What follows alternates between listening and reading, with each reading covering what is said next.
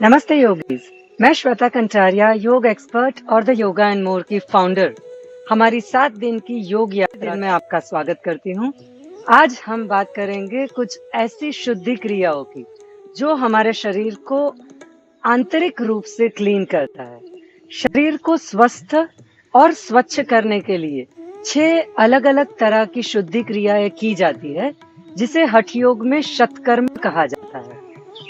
शतकर्म या शोधन क्रिया एक ऐसी योग क्रिया है जो शरीर को शुद्ध करने में अहम भूमिका निभाती है। हठ योग के अनुसार शतकर्म एक ऐसी क्रिया है जो शरीर के अंदर से टॉक्सिन्स, अशुद्धियां एवं विकारों को मिटा के शरीर को भीतर से शुद्ध करती है। सारे शतकर्मों का अभ्यास प्रतिदिन करना उचित नहीं है।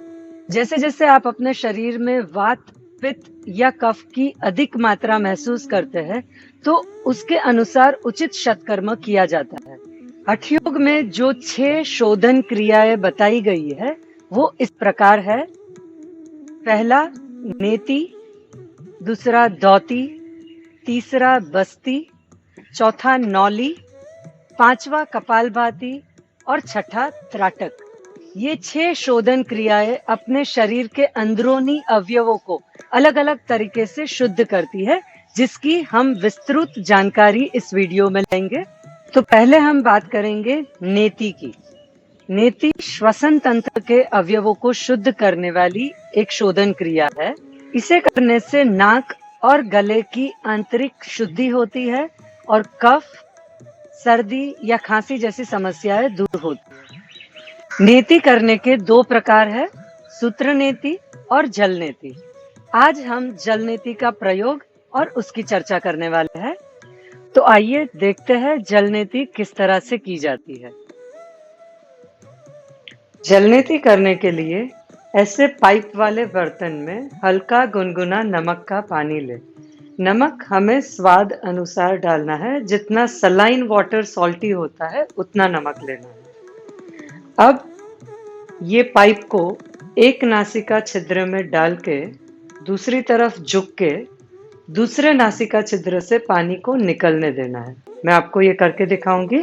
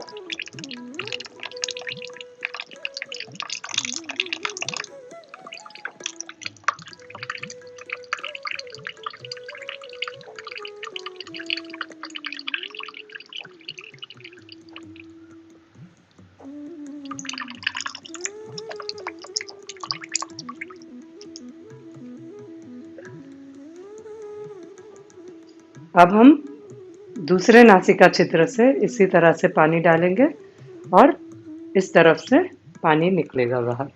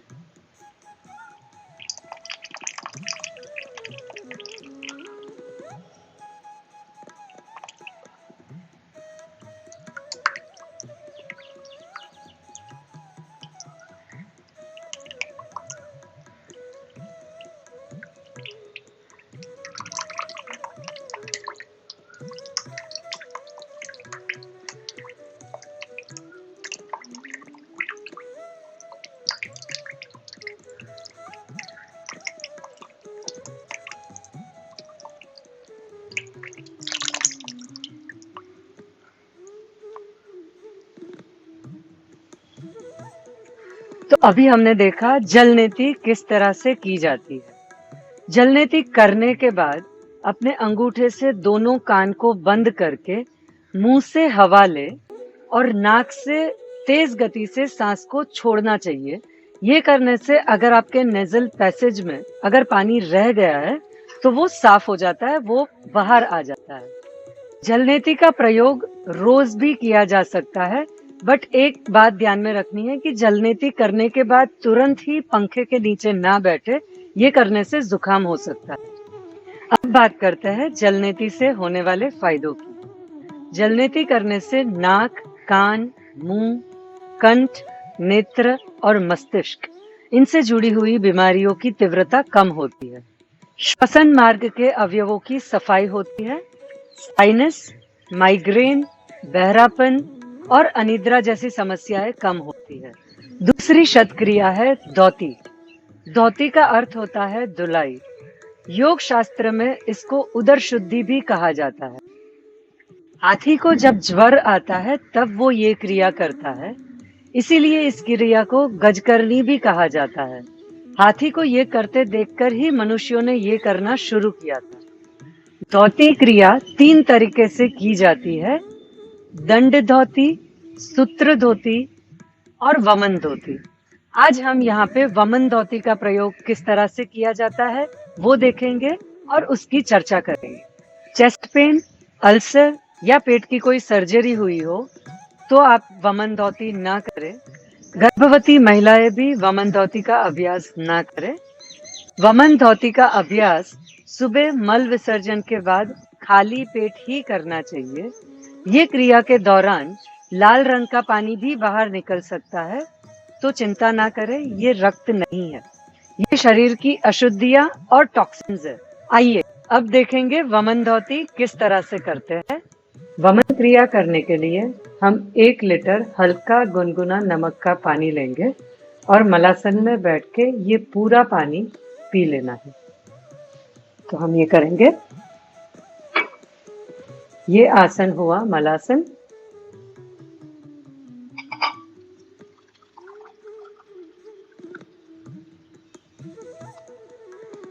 धीरे धीरे करके ये सारा पानी पी लेना है।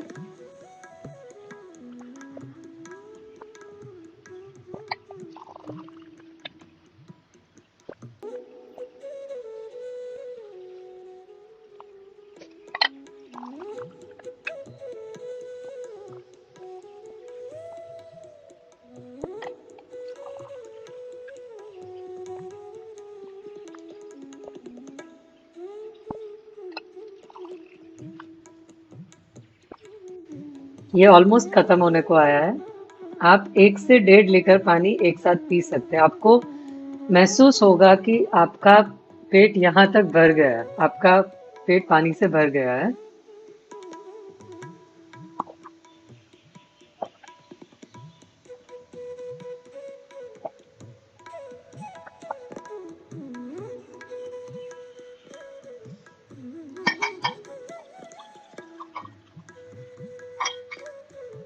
जो लोग मलासन में नहीं बैठ सकते वो आराम से सुखासन में बैठ के भी पानी पी सकते हैं।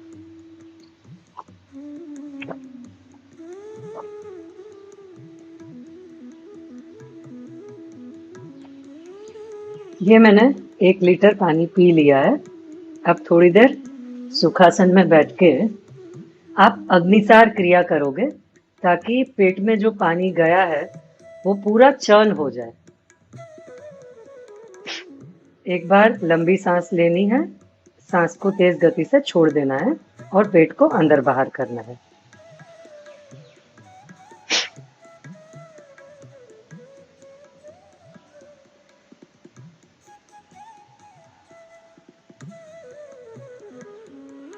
इस तरह से अग्निसार क्रिया के 2 से 3 राउंड करेंगे।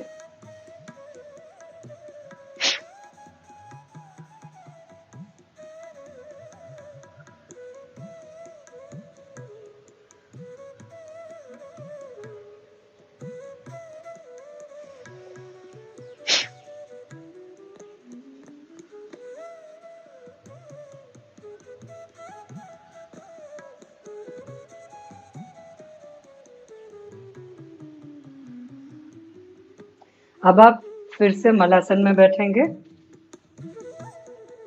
एक हाथ से पेट को दबाना है और दूसरे हाथ से जीभ के मूल तक ये दोनों उंगलियों से अंदर बाहर घिसना है, ताकि आप वमन विसर्जन करोगे, आप उल्टी करोगे।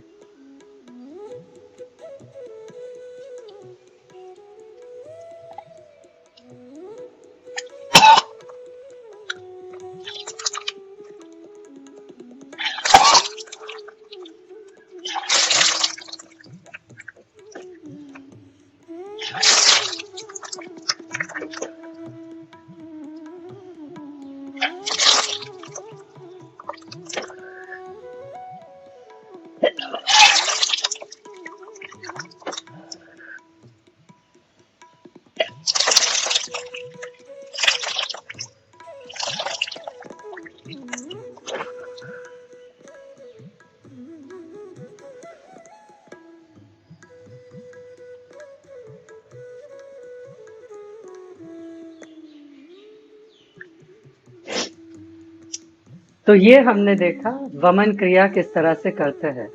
वमन करते वक्त आंखों से पानी निकलना या गले और पेट के अंदरूनी अवयवों का खींचना, जिस तरह से आप उल्टी करते हो और आपको खिंचाव आता है, उसी तरह से वमन करने से खिंचाव आता है। वो बहुत ही सामान्य है, बट आप जो विसर्जन करोगे वो खाली पानी होगा और ये पानी के साथ शरीर की अशुद्धियां, जो हमारे डाइजेस्टिव ट्रैक की अशुद्धियां है, वो बाहर निकलेगी। जैसे मैंने बताया, वमन क्रिया करने से आपके डाइजेस्टिव ट्रैक की अशुद्धियां बाहर निकलती है। तो आप ये पानी में देख सकते हैं कि ये जैसे पित्त और कफ निकला हो, ऐसा पानी है।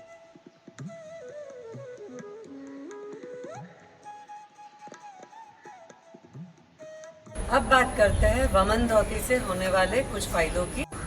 वमन धौती करने से अन्न नली से लेकर पेट तक के सारे अवयवों की शुद्धि होती है। वमन धौती करने से गैस, मोटापा और पेट की जलन कम होती है।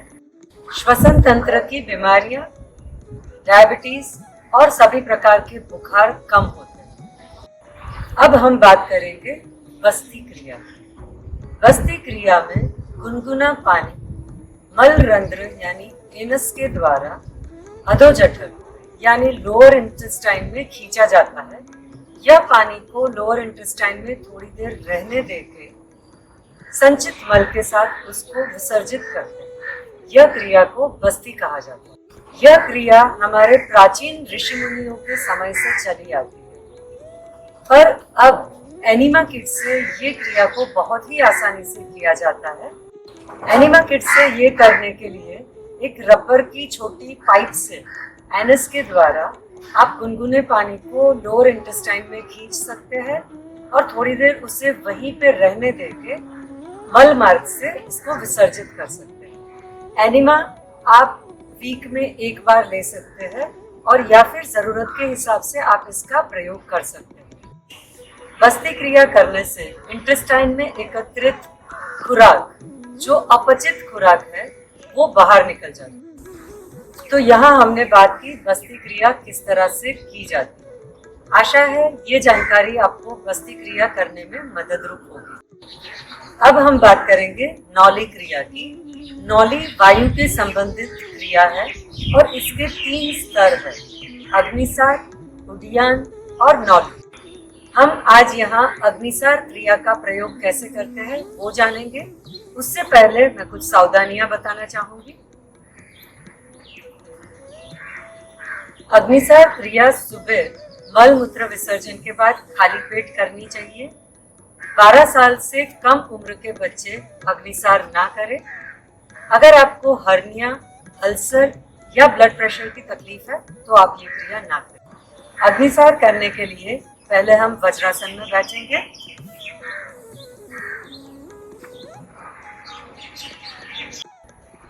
इस तरह वज्रासन में बैठ के पहले आप एक गहरी सांस लें। अब तीव्र गति से उस सांस को छोड़ दें और फिर आपको सांस नहीं लेनी है, आपको शून्यक लगाना है। इस स्थिति में आप नाभि के आसपास का पेट, उसको जोर से अंदर बाहर करेंगे। इस तरह से वज्रासन में बैठ के आपको एक लंबी सांस लेनी है और उसे तीव्र गति से छोड़ देना है।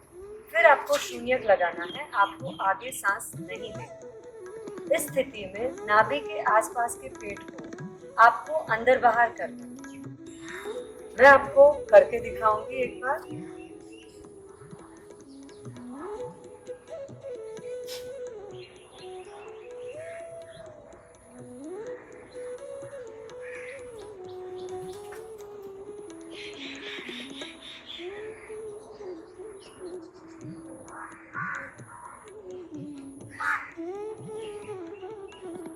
जो लोग शुरुआत में अग्निसार क्रिया करते हैं वो महज 5 से 6 बार पेट को अंदर बाहर कर सकेंगे, फिर उनको सांस लेने की जरूरत पड़ेगी। आप जहाँ पे सांस लेते हो तब तक अग्निसार का एक राउंड कहा जाता है, उसे एक चक्र कहा जाता है।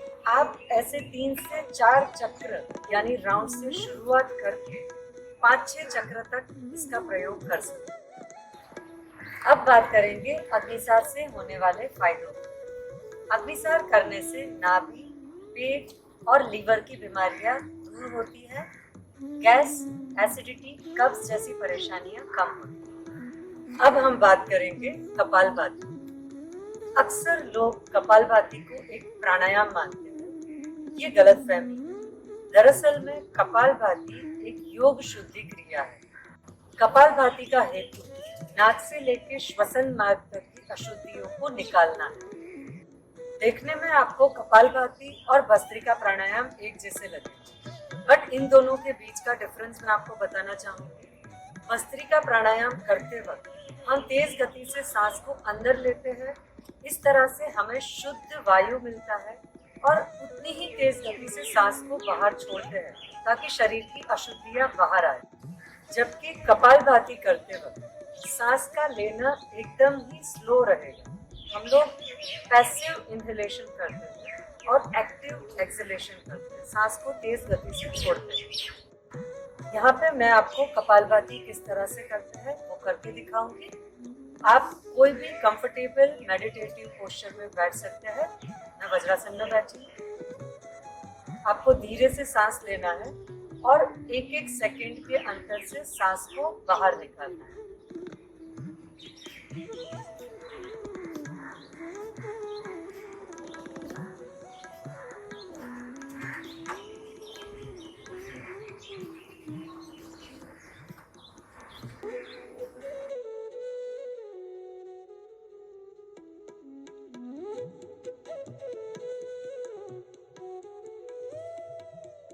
तो आपने देखा होगा कि जब मैं तेज गति से सांस को बाहर छोड़ रही थी तब मैं इनहेलेशन पे ध्यान नहीं दे रही थी, वो अपने आप ही होता रहेगा। आपको खाली तेज गति से सांस छोड़ने पे ध्यान केंद्रित करना। अब बात करते हैं कपालभाति से होने वाले कुछ फायदों। कपालभाति करने से श्वसन तंत्र की बीमारियां जैसे सर्दी, खांसी, कफ, अस्थमा आदि ठीक हो जाता है। कपालभाति जैसे नाम से ही कहा जाता है, कपाल यानी आपका मस्तिष्क, भांति यानी चमक। ये क्रिया करने से आपके चेहरे पर चमक आती है। शतकर्म की आखिरी क्रिया है त्राटक। अब हम बात करेंगे त्राटक किस तरह से करते हैं।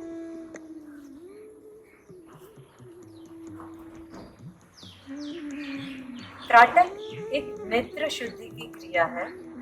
त्राटक करने के लिए आप बिना आंख को झपकाए या हिलाए किसी एक वस्तु पे, जैसे कि उगता सूर्य, चंद्र, तारा, कोई चिन्ह या मूर्ति, दिया, आपके शरीर के अवयव जैसे कि नाक या अंगूठे, इस पे ध्यान केंद्रित करके त्राटक का अभ्यास किया जा सकता है। आज हम यहाँ पे अंगूठों को देख के किस तरह से त्राटक का अभ्यास किया जाता है वह देखिए। मैं मेरे अंगूठों को अलग अलग जगह पे लेके जाऊंगी और केवल आई बॉल से वहां पे ध्यान केंद्रित करूंगी बिना गर्दन हिलाए।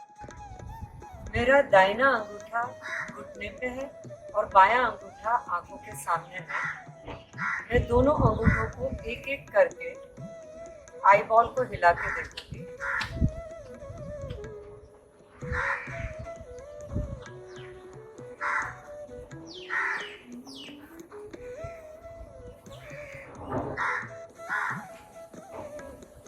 अब मेरा बायां अंगूठा घुटने पे है और दायां अंगूठा आँख के सामने है।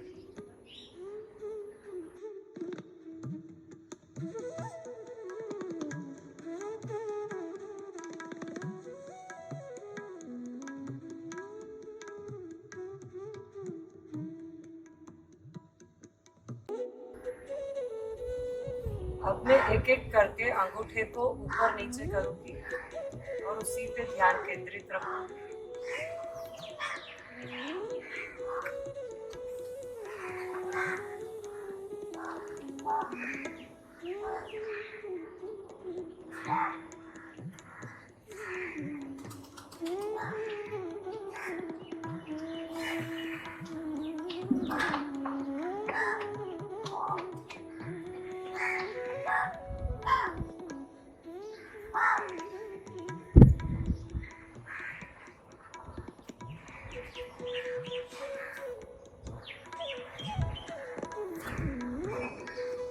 अब अंगूठे को 360 डिग्रीज रोटेट करूंगी।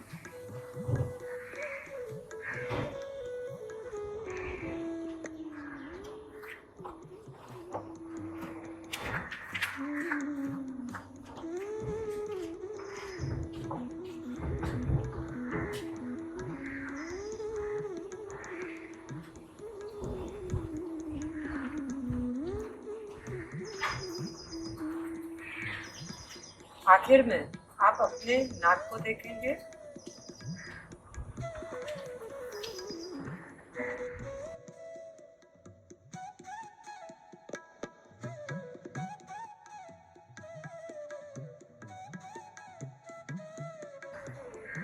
और त्राटक क्रिया खत्म करने के लिए आप अपने दोनों हाथ को इस तरह से घिस के अपनी आँख से लगाएं।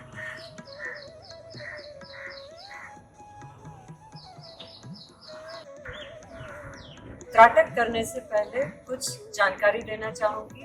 अगर आपको आँख की कोई गंभीर बीमारी है जैसे ग्लूकोमा या हाई मायोपिया तो आप त्राटक ना करें। अगर आपको कोई मानसिक बीमारी है जैसे स्किज़ोफ्रेनिया या अल्जाइमर्स तो भी आप त्राटक का अभ्यास ना करें। अब बात करेंगे त्राटक से होने वाले कुछ फायदों की। त्राटक क्रिया बच्चों के लिए बेहद ही लाभदायी है।